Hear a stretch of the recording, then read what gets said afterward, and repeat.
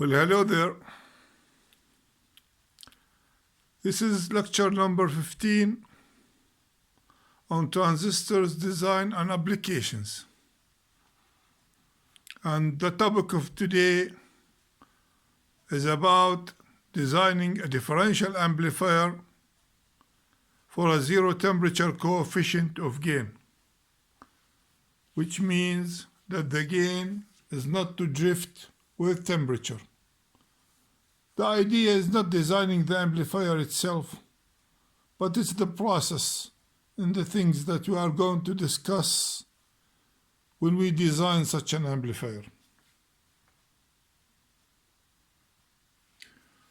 And excuse my tilted drawing, but anyway, it manifests the point. So what we see in here, we see our differential amplifier. It's made around the LM394. It's a matched pair, even though it's not necessary to be a matched pair. It can't be just a couple of transistors of the same type with a close characteristics or specifications. And let's start. It's actually the thing that we saw before, which you have your RCs in here, your two transistors, Q1 and Q2, and your current source. And in configuration like this, we know that we can pull the grounds all the way down to around minus 14 volts near saturation of Q3, 13 or 13.5 or something like that. And we can pull the inputs up, which means the common mode voltage can be moved up or down. And when you move it up, that depends exactly on the Q point that you are selecting for your outputs. So when you have a small resistors in here, or you don't want to fully swing, you can make a small resistors in here, and you'll be able, in a case like this, which sets the Q points, let's say around 14, for example, plus 14 volts. That allows you to move your inputs all the way up to about 14 volts or 13 volts, and all the way down to minus 13 volts. That's just a general discussion. Let's get into the subject now. What's the idea behind designing this amplifier? The idea is the following. As temperature increases, the gain will increase. Why? Because of the following.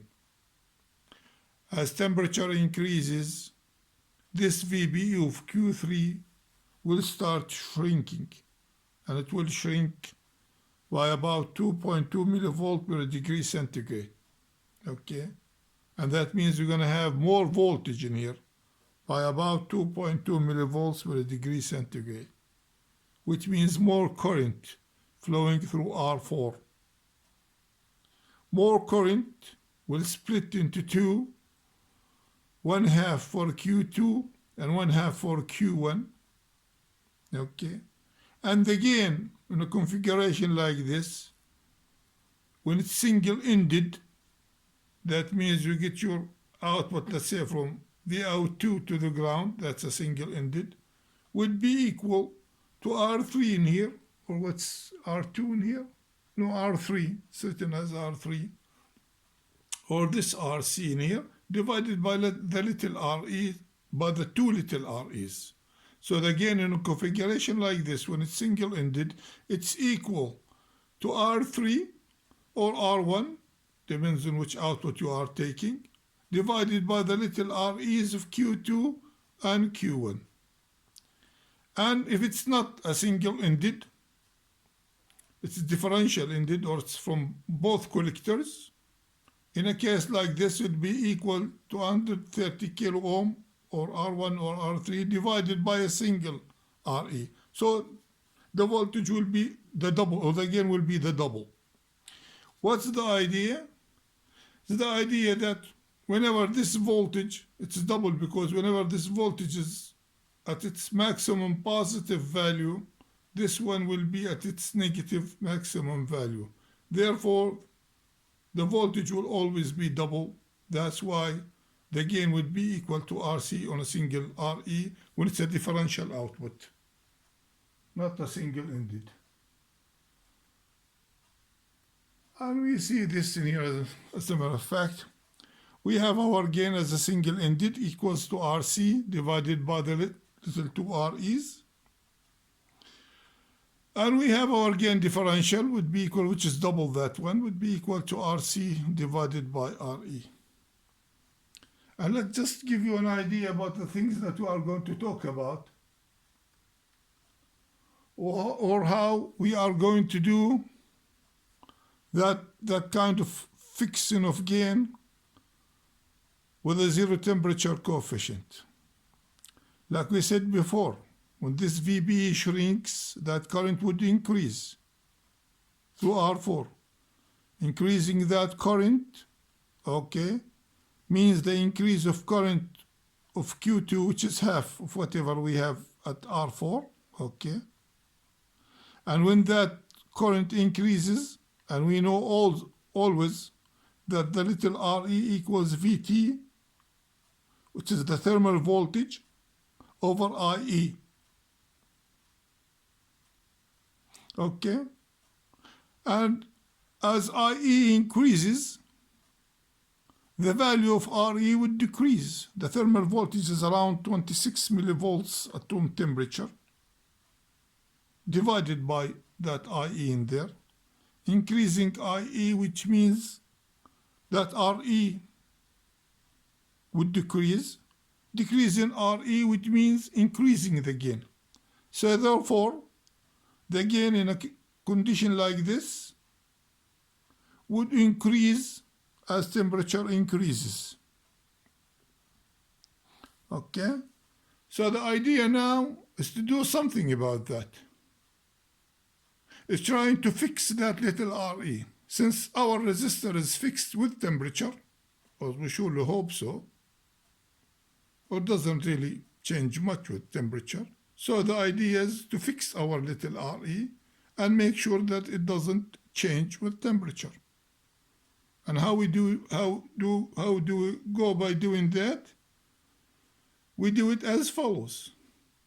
We try to make VT increases by a percentage which is the same as the increase of IE. And therefore, RE will stay fixed. And we'll do just that.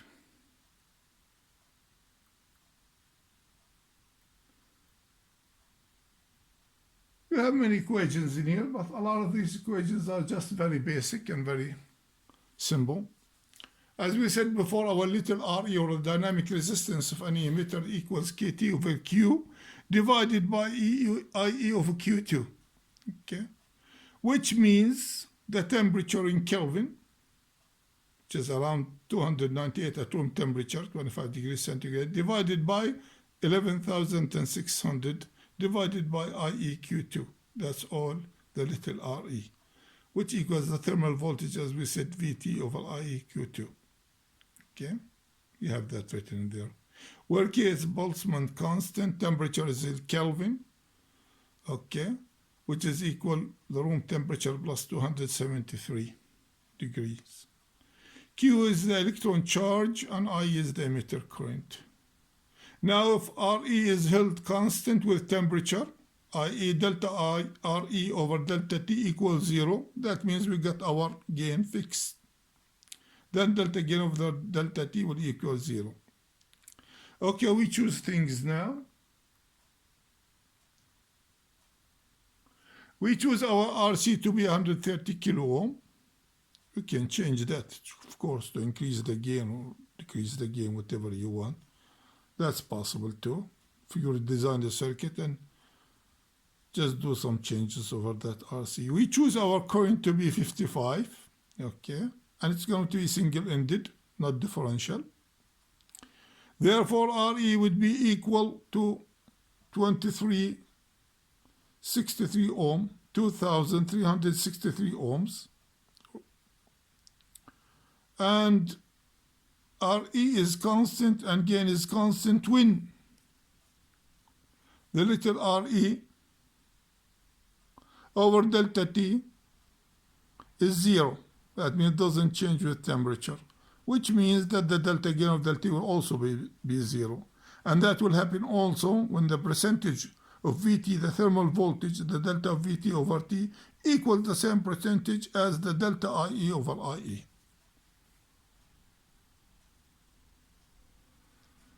And more of these equations. It also means the same thing. Okay. Do the cross multiplication for this, and you get this result in here, which is the thermal voltage divided by EQ2, which, like we said before, is 2,363 ohms. That's the little RE of one of the transistors, Q1 and Q2. And the thermal voltage at 25 degrees centigrade equals the temperature in Kelvin divided by 11,600. Okay. It's always, like we said, it's a KT for Q, but we simplify that and we keep the temperature out. So you got KT over Q, which equals 1 over 11,600. And that would equal in turn to 298 degrees in Kelvin divided by 11,600 equals to 25.7 millivolts. That's the thermal voltage at room temperature of 25 degrees centigrade. Okay, the temperature that we are designing at. You can choose any other temperature if you want to. It doesn't really matter. You get what you want. And what else do we have?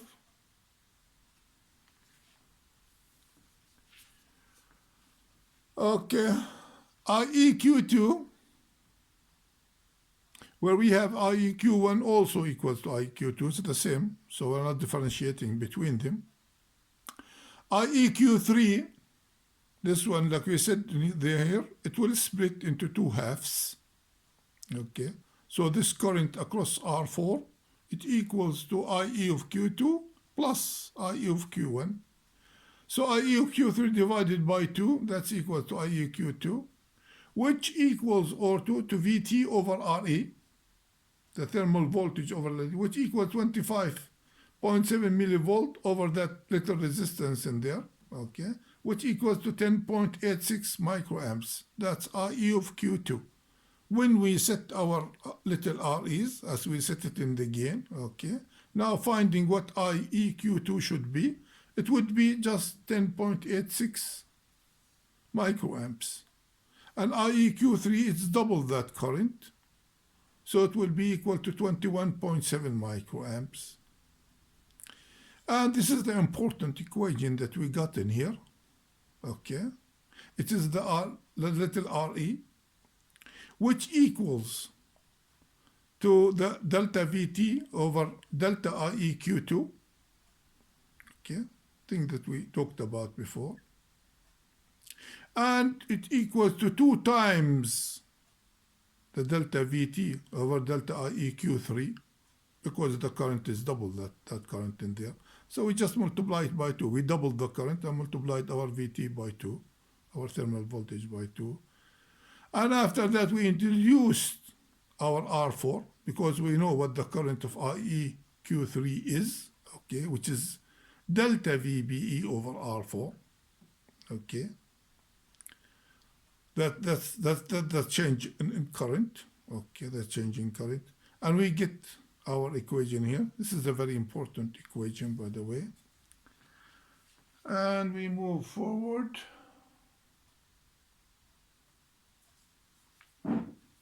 And we know that delta VBE of any transistor is nearly minus 2.2 millivolt per degree centigrade. It shrinks by 2.2 millivolt degree centigrade. And that means that VR3 will be increasing by 2.2 millivolt per degree centigrade. Okay. And we have delta Vt over T in here equal K over Q. That's finding the first derivative of the KT over Q, which tells you that the drift of temperature, because it's dependent on the temperature, okay, it would be drift by about 86 microvolt per degree centigrade. So our thermal voltage increases by 86 microvolt per degree centigrade. That's the delta of the thermal voltage over the delta T in temperature. And R4 in here would be equal to Just the same equation that we have in here. Just rearranging the equation in here. Okay, this one in here. That's rearranging. And finding the value for R4. And R4 would be equal in this case, which is the RE of Q3. It would be equal to RE. Let me see what we have it in here. Let me see. Yes. What is it at?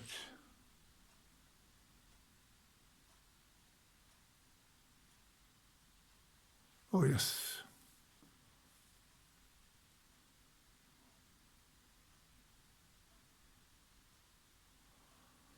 Yeah, to have it in here. The same equation to have it up there. No, down there.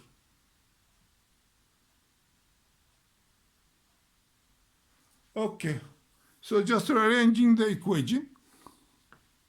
And here, we'll have our RE be equal to all that bunch in there. And after that, solving for R4 to get these values in here would be finally equals to delta VB, which is 2.2 millivolts, multiplied by little RE, divided by 2 times delta VTs, and that would equals the resistance for R4 to be equal 30.2 kilo ohms. We choose it to be 30 kilo ohms.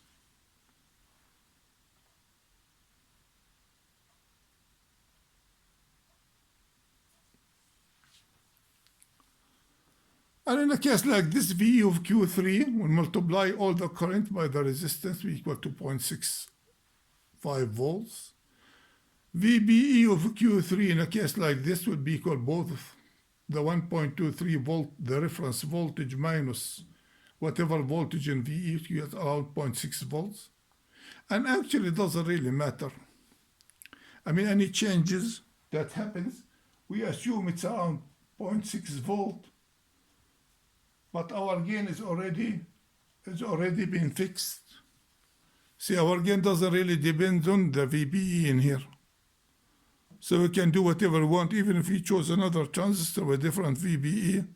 That will not affect the drift of our gain. It will affect our gain, but not the drift of our gain.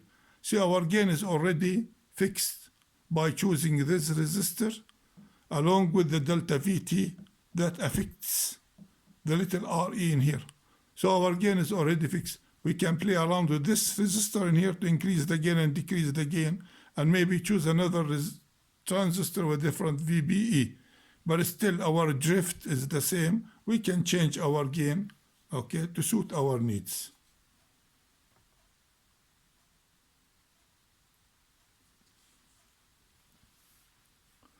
And like we said before, in here delta VT is divided by the delta IEs, which equals the same resistor that we had before. Or in other words, the thermal voltage VT increases by 86 microvolt per degree centigrade, and ICQ2 also increases by 36 nanoamp per degree centigrade.